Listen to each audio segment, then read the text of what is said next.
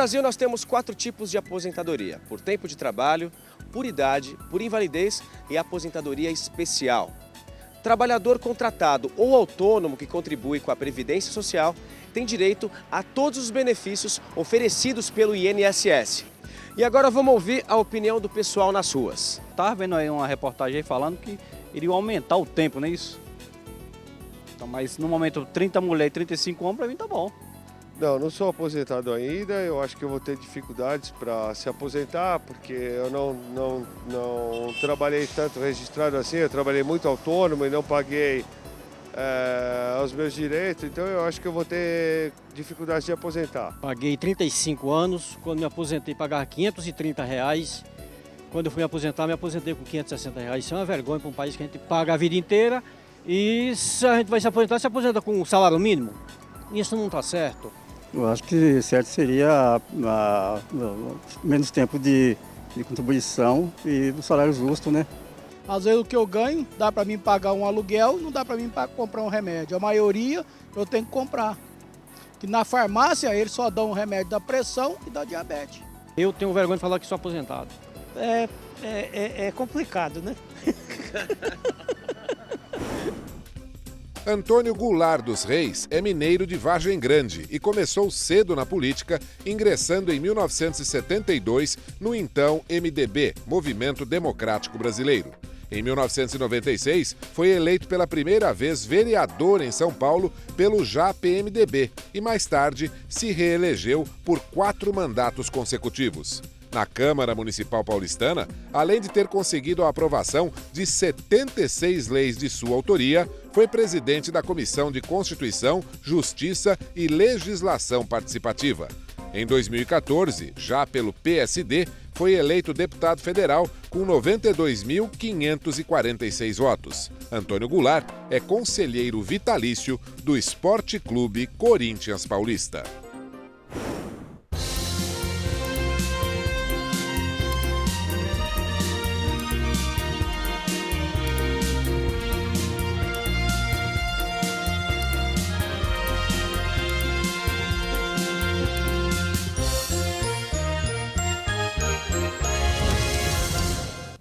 Muito boa noite, meu amigo, minha amiga. O nosso encontro de final de noite, programa Ponto de Equilíbrio. Você está vendo agora, passar na sua tela, as nossas mídias sociais.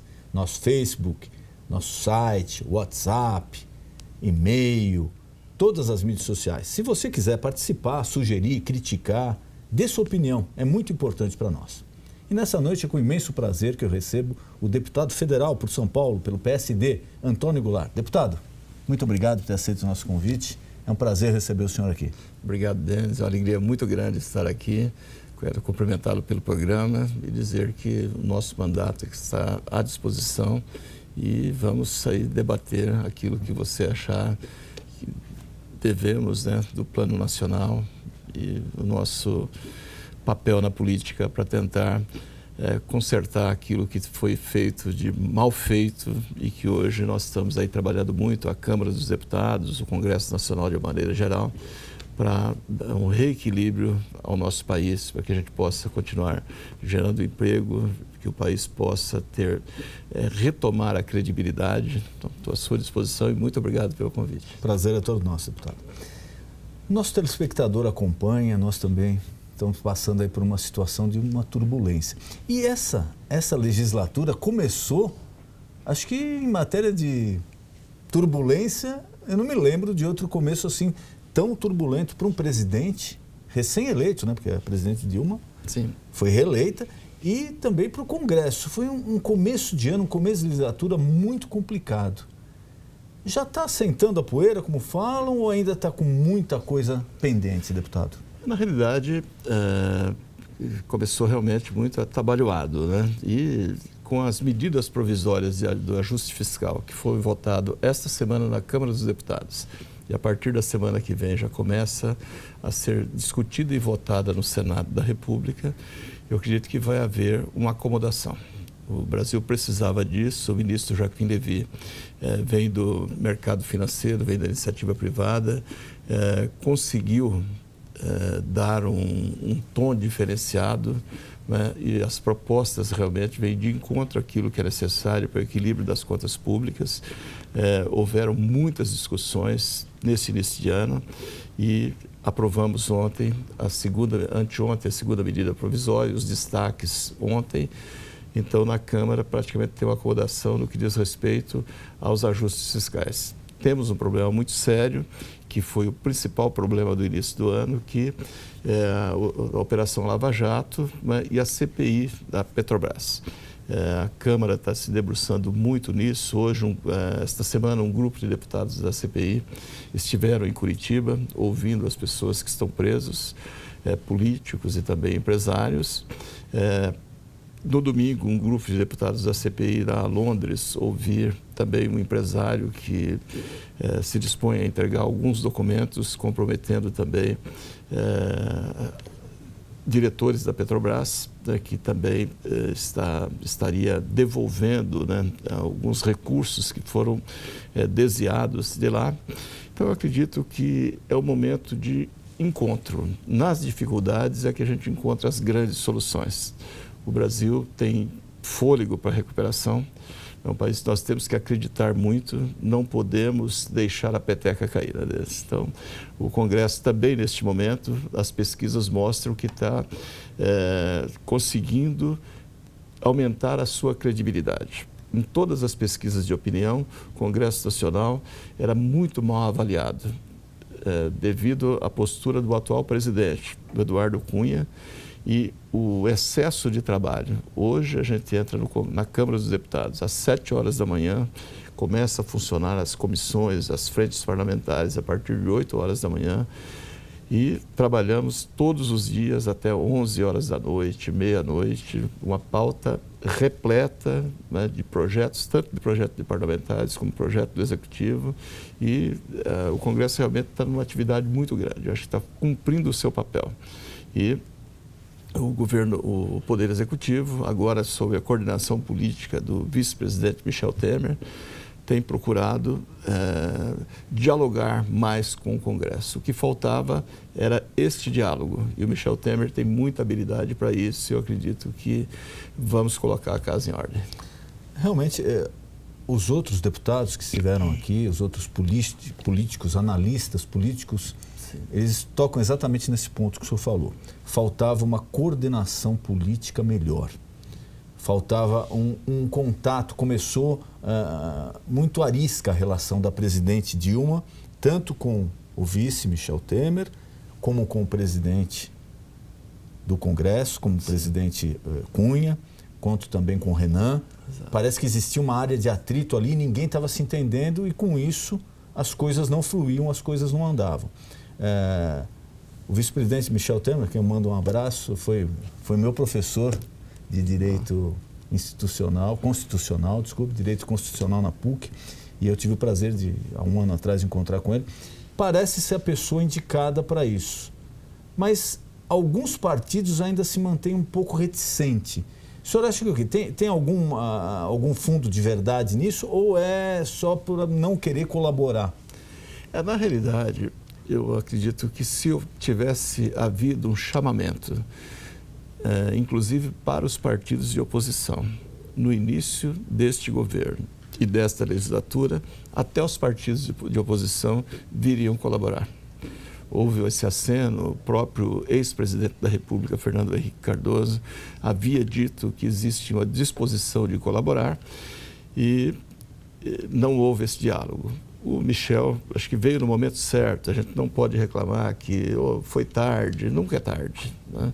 E ele tem, por ter sido presidente da Câmara dos Deputados por mais de uma vez, ele tem um relacionamento com a grande maioria do Congresso Nacional.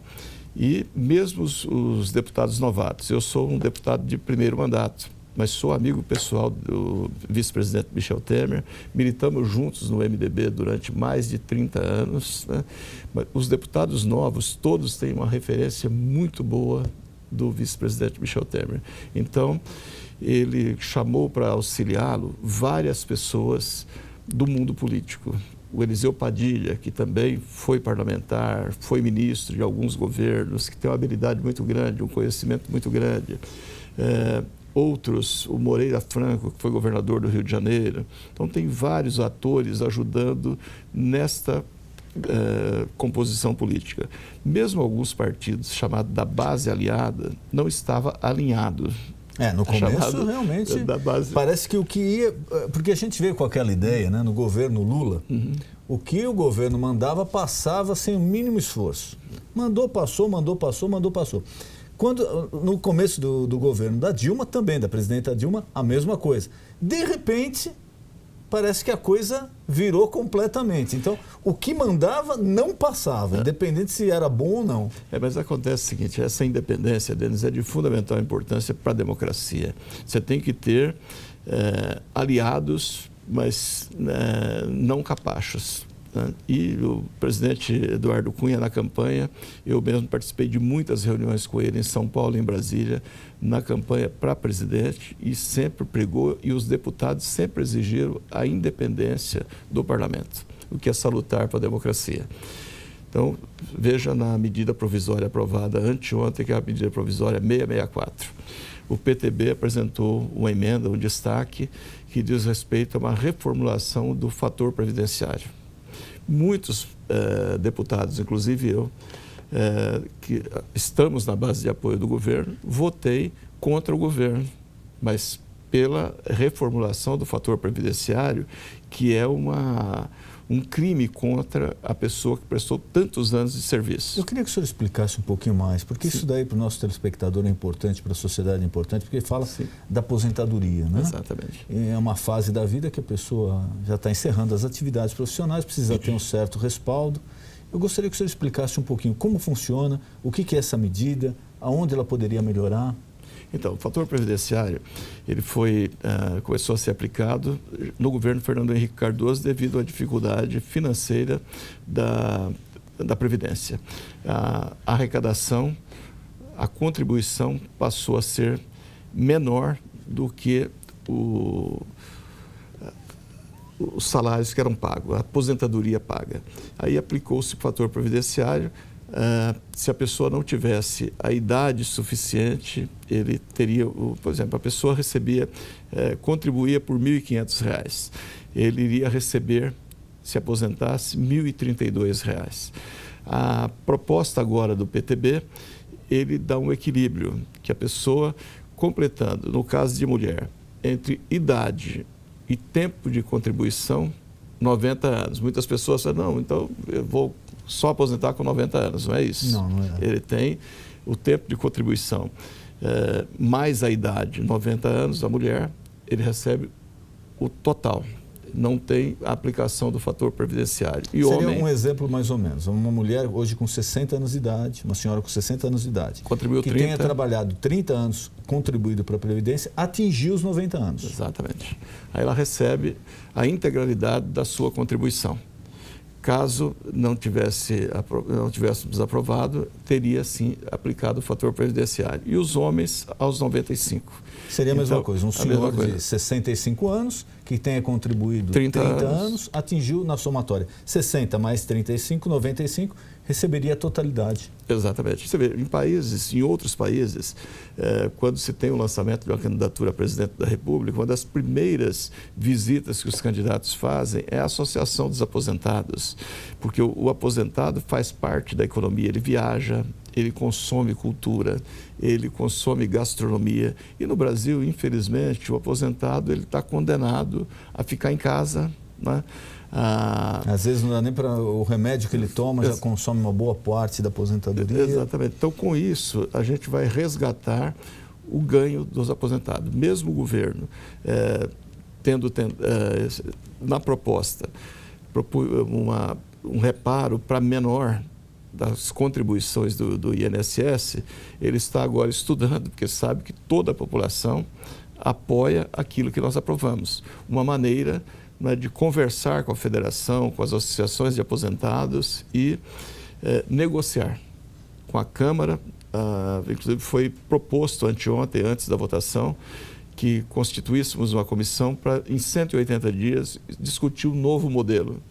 Mas nós preferimos aprovar a alteração do fator previdenciário a esperar mais 180 dias. Não dá mais para esperar. Eu tenho uma ligação muito forte com a Federação dos Aposentados em São Paulo.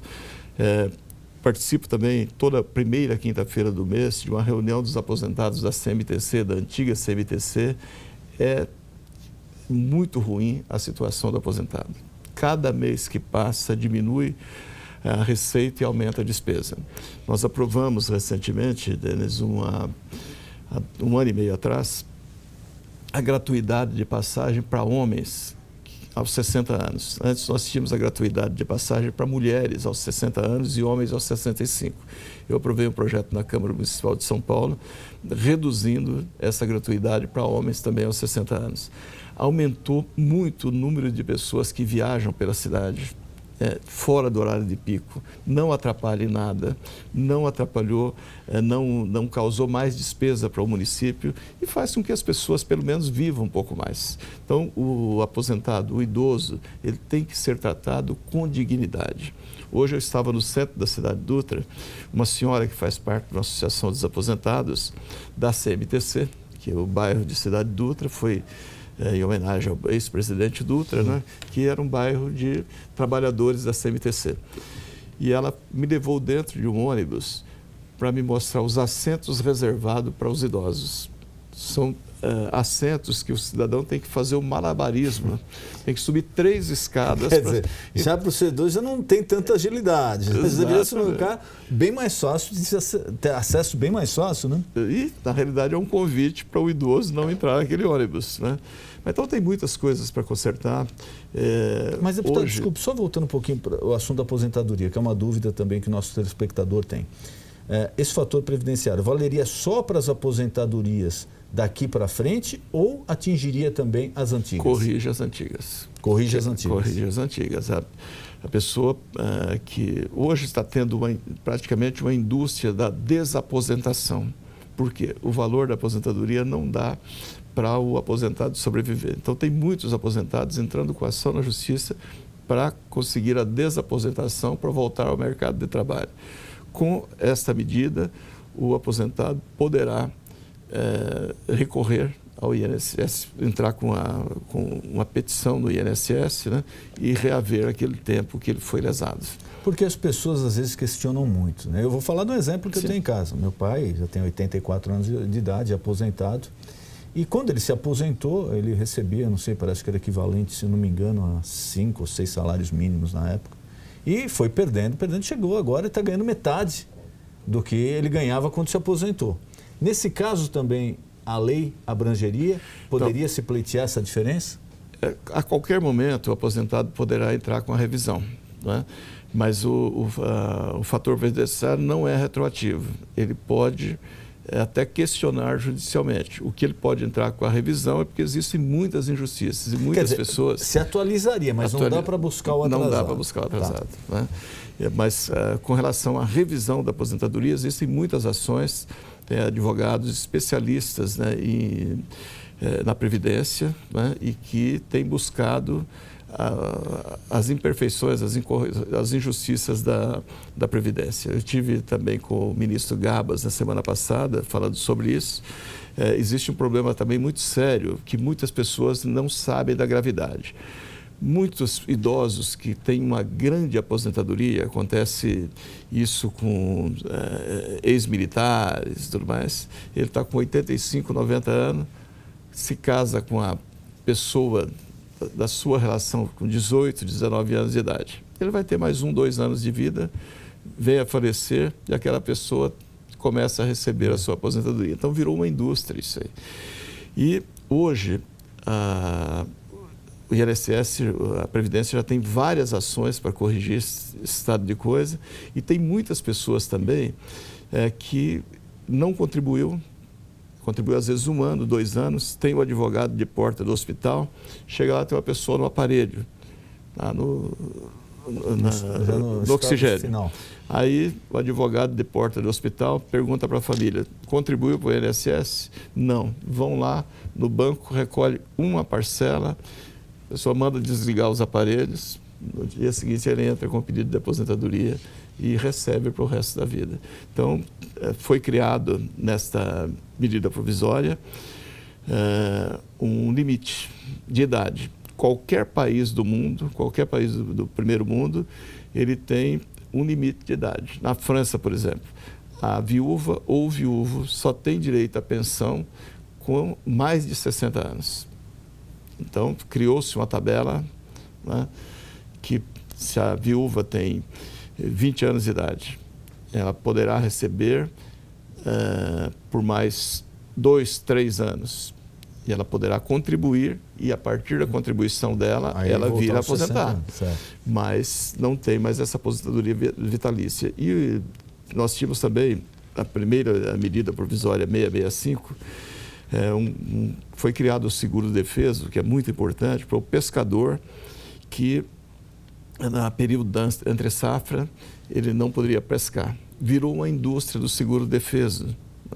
Nós tínhamos mais de 1.200.000 pessoas recebendo o seguro-defeso. Pessoa que nunca colocou a minhoca no anzol, que nunca foi pescar. Então, nós temos pessoas que realmente vivem da esperteza. Aproveitam essas brechas de uma forma ilegal. E lesando a Previdência, que é sagrada. Um outro problema, o seguro-desemprego. Todos nós sabemos que virou a indústria do seguro-desemprego. O cidadão vinha na sua empresa, trabalhava por 6 meses, aprendia, você investia no trabalhador para que ele aprendesse o ofício na sua empresa, né?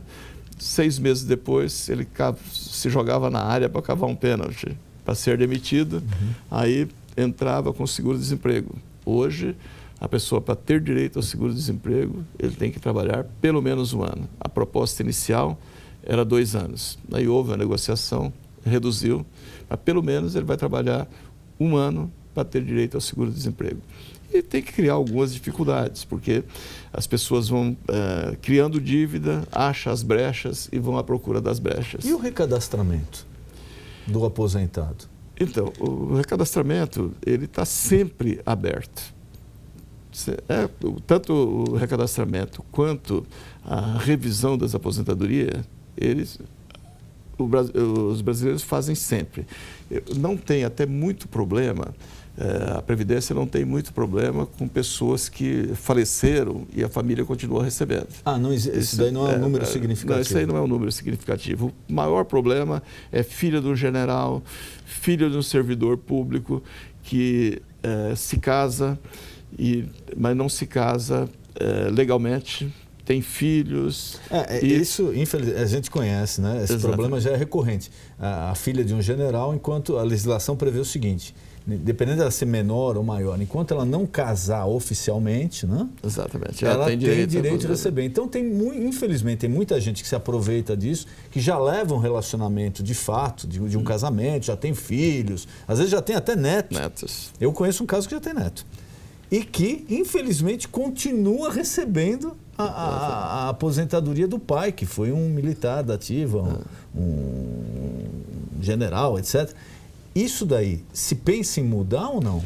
Sim, ela pensa em acabar com isso, né? O INSS, o ministro Gabas nos falou na quinta-feira passada que tem várias ações já para caçar a aposentadoria, e tem caçado várias aposentadorias, né? Nessa modalidade. E também de pessoas que se casaram, ou jovens, rapazes que se casaram com senhoras de 90 anos, um rapaz de 18, 19 anos, né? Namoraram por muito tempo, né? Se apaixonaram, né? E vieram a contrair núpcias. E meninas também que se casaram, então, em várias ações, né? Por isso, essas... Mas hoje ainda não existe a previsão legal proibindo isso. Não existe, mas agora você cria as dificuldades. Tanto é que pela idade. Você tem lá a jovem casada, o marido faleceu, ela terá direito por tanto tempo da aposentadoria. Então, certamente, esse jovem, ele vai evitar de se casar com o senhorzinho ou com a senhorzinha, ou com a senhora, porque ele sabe que vai ter muito pouco tempo. Isso será descoberto, né? A Previdência hoje, como tem a Sabesp, tem a equipe da SWAT para... furto de água, a Eletropaulo para furto de energia, o INSS hoje está com a tropa de choque interessante. Outra coisa muito importante que nós aprovamos, que você veja como que a política é dinâmica. O Partido dos Trabalhadores foram contrários à terceirização. Meu partido votou todo pela terceirização, que é moderno, é super interessante para o país. Você traz 13 milhões de pessoas para a formalidade. E na medida provisória 664, nós conseguimos fazer com que abrisse a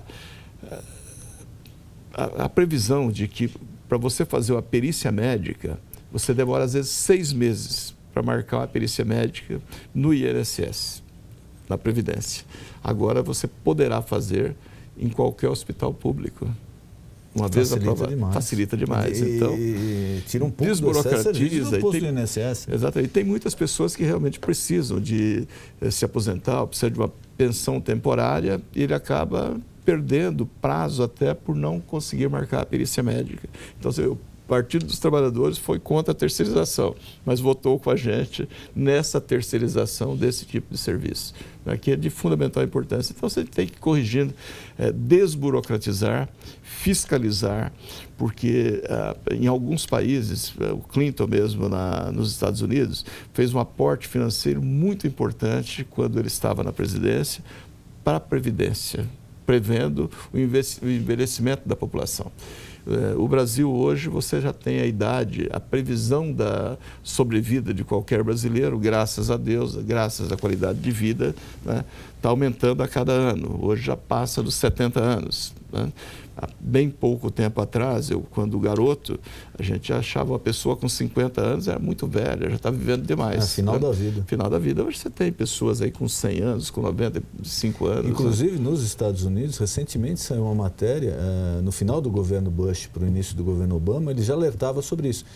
Vai ter que se mexer novamente no sistema de aposentadoria, porque senão, no máximo, em 30 anos, ele está inviabilizado na maior economia do mundo.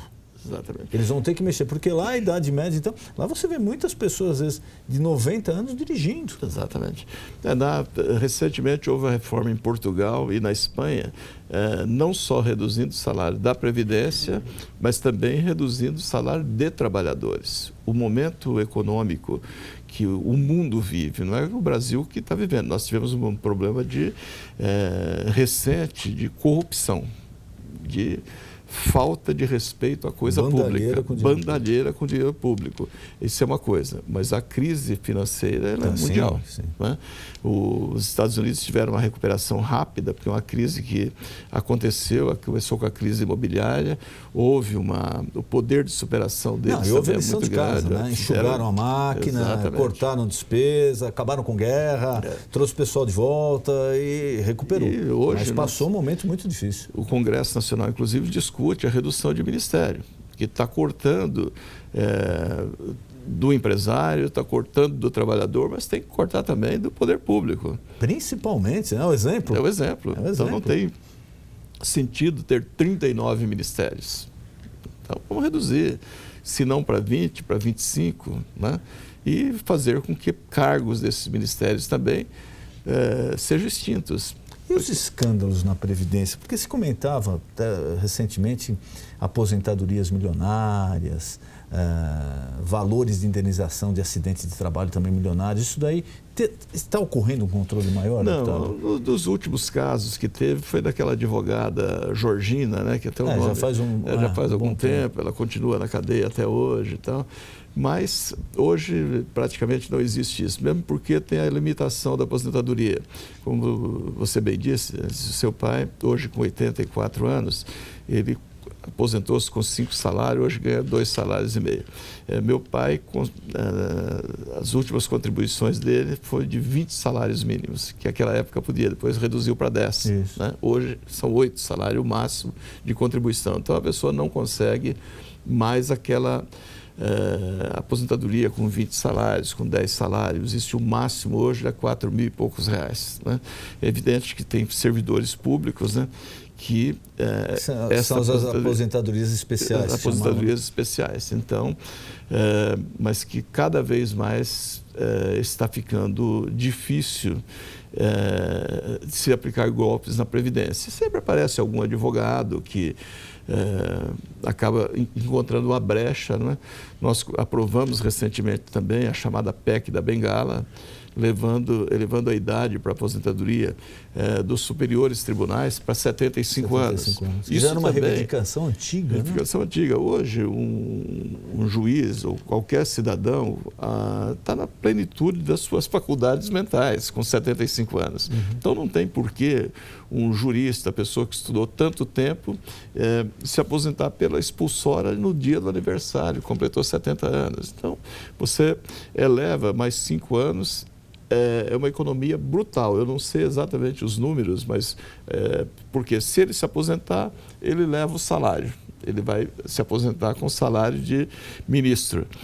Integral. E quem for elevado ao cargo também vai levar aquele integral. Então, acho que é até respeito à terceira idade, entendeu? As pessoas que se dedicaram por tanto tempo, né? E é uma economia que se faz. O Congresso está procurando realmente o caminho certo. Todas as comissões estão funcionando muito bem. Eu tenho participado da Comissão de Relações Exteriores, discutimos inclusive ontem uma coisa super interessante, que existe até um preconceito relativo, por exemplo, à comunidade muçulmana, por causa daqueles atos de terrorismo do chamado Estado Islâmico, como se fossem os muçulmanos que estivessem matando. As autoridades religiosas muçulmanas são radicalmente contrário ao que se faz. Então, são grupos que se reúnem, usam o nome da religião, né? Então, estivemos ontem com o ministro de Relações Exteriores, cobrando, inclusive, posicionamento do governo brasileiro, do Itamaraty, no que diz respeito a alguns países que o Brasil tem algumas relações políticas e que é o caso da Síria. Qual foi o posicionamento do governo brasileiro com relação à Síria? Participo também da Comissão de Ciências e Tecnologia, onde se discute a questão de rádio, de concessão de rádio, de TV, né? É muito importante que tenha maior agilidade nos processos, porque cria-se, às vezes, dificuldade para vender facilidade. É um processo muito moroso. Essa área que a gente milita, uma renovação de concessão, tem processo parado lá há 10 anos. Exatamente. Então, nós temos várias reuniões a esse respeito. Ontem mesmo eu tive também, pela manhã, no Ministério de Comunicação, discutindo problemas técnicos de algumas emissoras que estão aí no interior, em cidades vizinhas, com o mesmo canal, né? Então, com um pouco de boa vontade, se resolve o problema. Aí exige daquela emissora a apresentação de certidões. Passa alguns meses, aquela certidão caducou. Aí o processo não anda, eles pedem novamente as mesmas certidões. E por culpa dele, porque ficou parado lá, não é por culpa da emissora, a emissora apresentou, só que demora tanto o procedimento que vem. Então, a Comissão de Ciências e Tecnologia está exigindo do Ministério que ele cumpra seu papel, que cumpra os prazos, né? Nós temos hoje TVs educativas, TVs religiosas que prestam um grande serviço social e que muitas vezes não funciona devido à burocracia do Ministério. Então, o ministro Berzoini está atendendo muito bem essa demanda e acredito que nós vamos conseguir desburocratizar também o setor de telecomunicações. Então, temos aí uma agenda muito grande. Eu acho que o Brasil vive um momento ímpar, né? Essa crise de moralidade, ela terá que vir ter uma mudança profunda para que eu tenha o prazer de andar todos os dias, que eu tenho uma militância política regionalizada. Muito embora eu seja um deputado federal que representa o estado de São Paulo, eu tenho voto numa região do estado. E é muito bom você ir na padaria, ir no açougue, no mercadinho do bairro, que eu nunca faço compra em supermercado. Eu compro sempre no comércio local. As pessoas te vê e... Pô, Goulart, olha, que bom ouvir que vocês votaram tal coisa, porque há uns anos atrás, puxa vida, por que você não sai desse meio. Exatamente. É bom o político sentir que ele está trabalhando e que o trabalho dele está sendo reconhecido pelo eleitor. Né? Exatamente. Então nós temos aí toda uma oportunidade e a obrigação nossa, né, dos homens públicos, mostrar a cara, ouvir a comunidade. Eu, infelizmente, acho que o voto distrital não passará nesta reforma política que nós estamos aí discutindo, mas pelo menos nós vamos ter aí uma proposta do chamado distritão, né? Ou voto majoritário, onde os mais votados seriam eleitos, porque muitas vezes você tem por um partido aí, o caso do meu partido, teve deputados com 85 mil votos que não se elegeram. E em outros partidos com 20 mil votos. Eu recebi deputados aqui também contra e a favor disso. Inclusive, queria marcar com o senhor um outro programa para a gente conversar mais sobre isso, porque hoje, infelizmente, nosso tempo aqui já se esgotou, mas o senhor já fica convidado para uma outra oportunidade. Nós falamos que esse é um tema que é muito interessante para o eleitor brasileiro.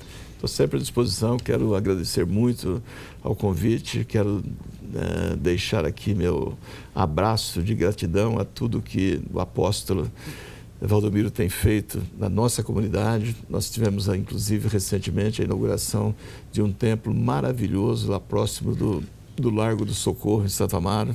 Eu tenho ido lá sempre que posso, né? E estou à disposição de vocês. Contem com o meu mandato, qualquer sugestão. Eu sou um soldado de vocês aqui lá em Brasília. Muito obrigado, deputado. Foi um prazer enorme receber o senhor. Que Deus te ilumine. Amém. O senhor também. E você já sabe, nosso encontro de final de noite, programa Ponto de Equilíbrio. Boa noite.